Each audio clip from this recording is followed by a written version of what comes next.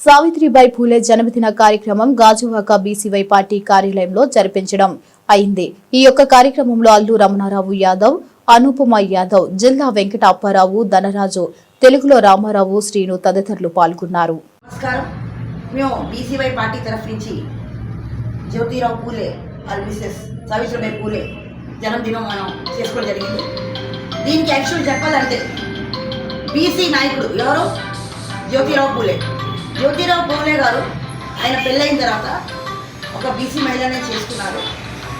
So విషయం ఏంటంటే ఆవిడ ఆల్రెడీ ఎంతో కొంత చదువుకున్నారు.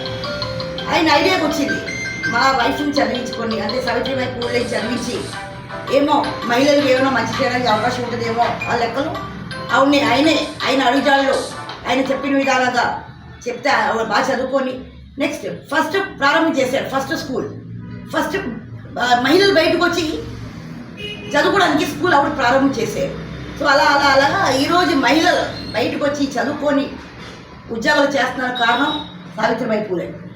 ఆవిడిచ్చిన ఆ స్ఫూర్తి వల్ల ఈరోజు అందరూ వచ్చి బయటకు రావడం జరుగుతుంది. అలాగే ఎదురో భర్త భార్యలు ఆ సమయంలో చాలా అంటే తిట్లు తిన్నారండి, చాలా మందితో రాళ్ళ దెబ్బలు తిన్నారు, అలాగే చాలా చాలా చాలా అవమానాలు పడ్డారు. అయినా సరే వాళ్ళు వెనక తక్కంట ప్రజల కోసం సమాజం కోసం ఏదో చెయ్యాలని తపనతో చదువుకొని ఇలాగ ఈరోజు మహానుభావులు వాళ్ళ పేరు తలించుకున్న పరిస్థితి ఈరోజు మా అందరు కలిగినందుకు మేము చాలా చాలా సంతోషం ఫీల్ అవుతున్నాం.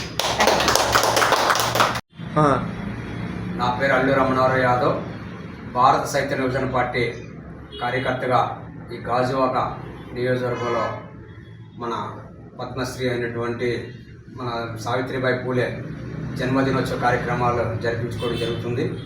ఈ ఆమెని మన పూర్వం బ్రాహ్మణవాదం మనల్ని ఒక శూద్రజాతిగా చూస్తూ విద్యకైతేనేమి ఉండటానికి ఇల్లు కూడా నోచుకోలేదు, తినటానికి తిండి కూడా మనం ఓన్లీ మన పని చేసే శ్రామికుల కింద చూశారు తప్ప మన పని చేస్తే పెత్తనం వాళ్ళు చేశారు, మన పంటను కూడా వాళ్ళే దోచుకు తిన్నారు.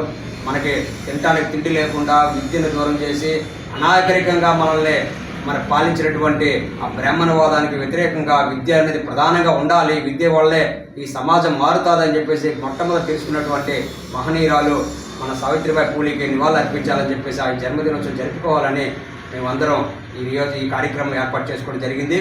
అందులో భాగంగా మేము ఈ విద్య వల్ల మార్పు వస్తుందని ఆమె తెలుసుకుంది కాబట్టి ఆమె అడుగుజాడల్లో మన మహాత్మా జ్యోతిరావు పూలే స్వర్గీయ ఆయన అడుగుజాడల్లో నడుస్తూ ఈ సమాజానికి మార్పు కోసం ప్రయత్నం చేసినటువంటి మహనీయురాలకి మనం ఒకసారి నివాళులు అర్పించి అందరికీ జోహార్లు అర్పిస్తున్నామని చెప్పేసి జోహార్ సావిత్రిబాయి పూలే, జోహార్ జోహార్, జోహార్ సావిత్రిబాయి పూలే, జోహార్ జోహార్.